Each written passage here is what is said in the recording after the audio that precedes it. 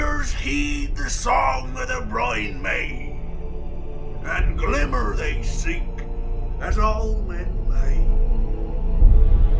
Multitudes and legions land on sacred shore, and make for lizard hole. I shall steer them to riches beyond dreaming, and do mischief to high lizard lordling aplenty. Multitudes and legions, Captain.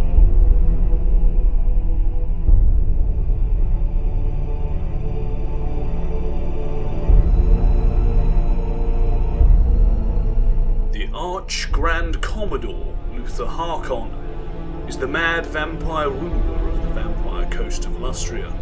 Vampire Lord Luthor Harkon has plagued the eastern regions of Lustria for centuries, and his sacking of the temple city of Axotl has made the eradication of his realm of the utmost importance to the Slan mage priests. With the coming of the new races to Lustria, Harkon has hatched a scheme to further his own ambitions, no matter the consequences of the invasion. He has dispatched emissaries to the more black-hearted invaders, messengers bearing gifts, gilded ebony skulls containing the power to call forth Harkon's servants, the reanimated corpses of seamen drowned off the vampire coast. With these terrifying allies, the invaders plunder the sacred places of the Lizardmen, thereby furthering Harkon's power with every battle won. Luthor of the tribe Harkoni was born in ancient times and was turned into a vampire by Abarash, champion of Lamia in Neakara. While serving in Lamia, he was master of the Harbour Guard and one of Abarash's 4 primary followers, along with his cousin Wallach of the Palace Guard. After the fall of Lamia, he travelled with his sire to Morcaine to serve under King Ushoran. It is unknown how he survived the fall of Morcaine and the Strigos Empire. The stretch of Lustria's coastline, known as the Vampire Coast, owes its name to a luckless Norska raiding party which, as is the way of their kind, attacked an Empire merchant ship and took everything of value from within its holds. Unfortunately for the raiders, this included the sarcophagus of Luthor Harkon, a vampire of unknown heritage to them, and by the time the longship broke apart on the shores of Lustria, all its crew had undergone a marked change in both allegiance and vital signs. Though stranded, many thousands of miles from home, Luthor never looked back and took his newly indentured vassals on a march of conquest, carving out a realm for himself in the eastern coast of the southern continent. The winds and currents along that stretch of coast proved to be incredibly treacherous to unwary vessels, and over time Luthor's army became swollen with the lifeless corpses of all manner of unfortunate mariners.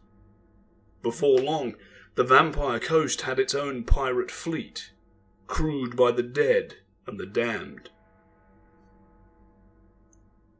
It is quite possible that Harkon might have become a great power in the world, but for his colossal pride and greed.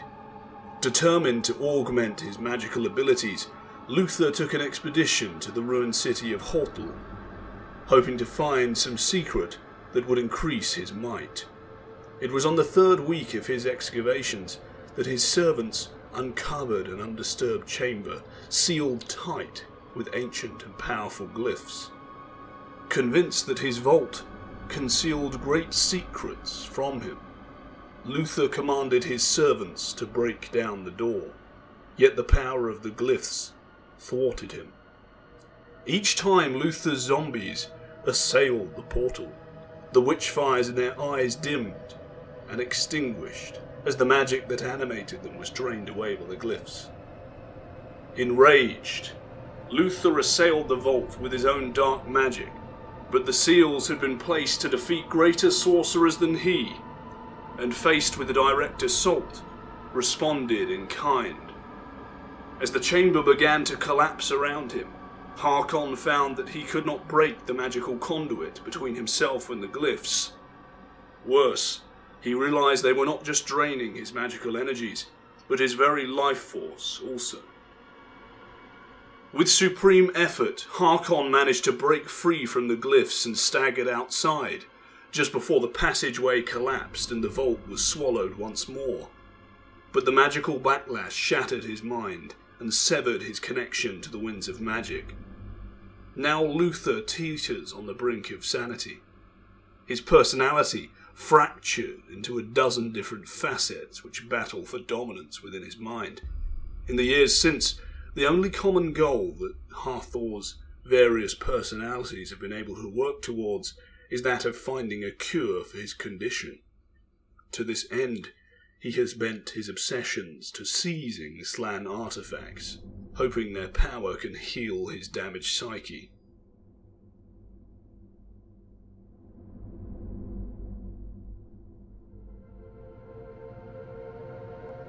During the end times, the newly resurrected Nagash started recruiting many of the world's most powerful undead lords to form his Mortarchs.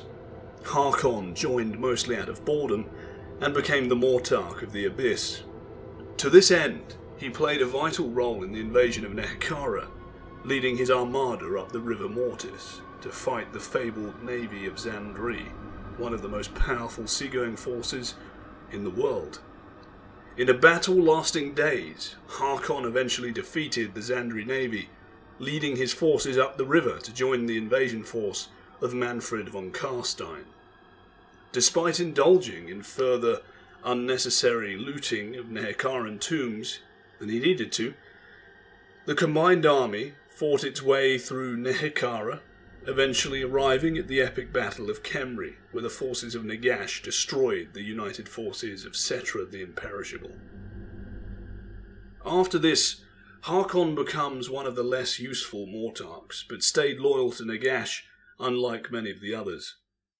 He was sent along with Manfred to confront the Nurgle-possessed Isabella von Karstein and the Nameless, and their horde of Nurgle demons which were invading Sylvania. In a disastrous battle, he and Manfred were defeated when the Nameless seized control of their horde of zombies.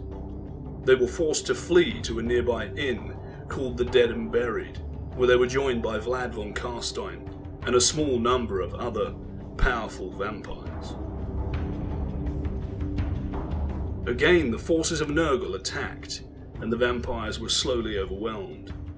During the battle, Harkon slipped into one of his most deranged states, and survived thanks only to the protection and eventual sacrifice of his subordinate, Captain Drekler. Ultimately, seeing the battle was lost, Manfred took his flying Dread Abyssal, Nagadron, and fled the battle. Harkon grasped onto the flank of the beast to escape also, but the ever-treacherous Manfred cut off the hand Harkon held on with, letting him fall into the sea of demons and zombies below. Despite cutting down many of the foe, Harkon was eventually confronted by Isabella herself, who had been warped and twisted by Nurgle to be an anathema to the undead. She brought her curse down on him, and the pirate king of the Vampire Coast was consumed by rot.